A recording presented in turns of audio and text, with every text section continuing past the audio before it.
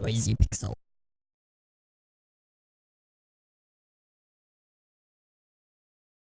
Growing up in the 90s was an excellent time for JRPG fans. The PlayStation and Super Nintendo era of JRPGs gave us some of the best experiences of the genre that are regarded as such today. When I first played Final Fantasy VII, my world changed. Now with Final Fantasy VII Remake on the horizon, instead of just being a normal preview of the demo that I got to go hands-on with, I wanted to share my thoughts on how it compares to the original. Still to this day, I feel firmly attached to the cast of Final Fantasy VII. While some characters only have a few hours in the spotlight, they each have a significant impact and leave a lasting impression on the player. After playing Final Fantasy VII Remake and hearing Jesse's voice, I found myself getting a little emotional. With that said, bits of the environments and nuances of the situation will most likely have a bigger impact on those who have played through the original.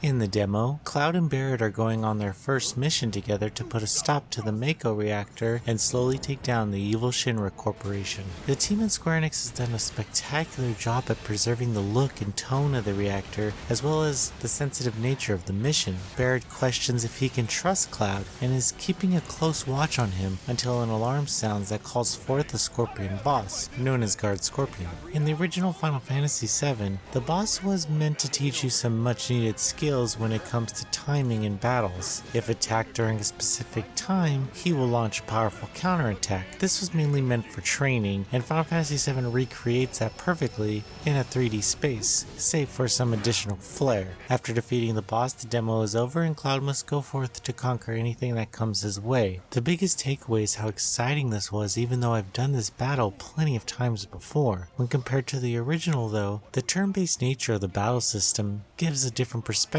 on the mission at hand and puts a bit more stress on the player to make quick choices. Where I feel Final Fantasy VII excels a little more than Final Fantasy Remake is in the imagination department. The pre-rendered backgrounds and several different character models, each providing a sense of stretching the imagination of the player to the fullest extent. The remake, however, takes that away from the player, but instead recreates it in a brilliant way that truly fits how you would think this world and characters would look. I felt my jaw drop because of how perfectly the developer accomplished this. While someone new to the game might just see it as a generic dungeon crawling structure and environment design, I saw the world I imagined unfold before my eyes, and it was utterly compelling. The clothing, characters, enemies, attacks, everything was how it should be, and nothing was out of place or jarring.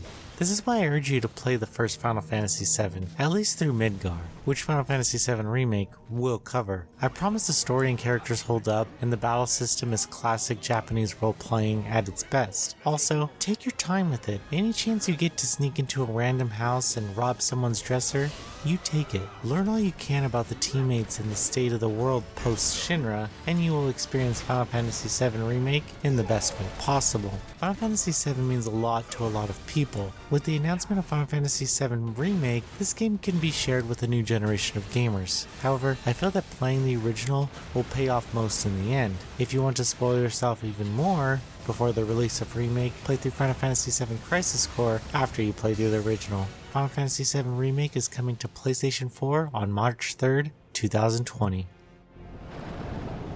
You hear that? Damn thing showed you how it's done.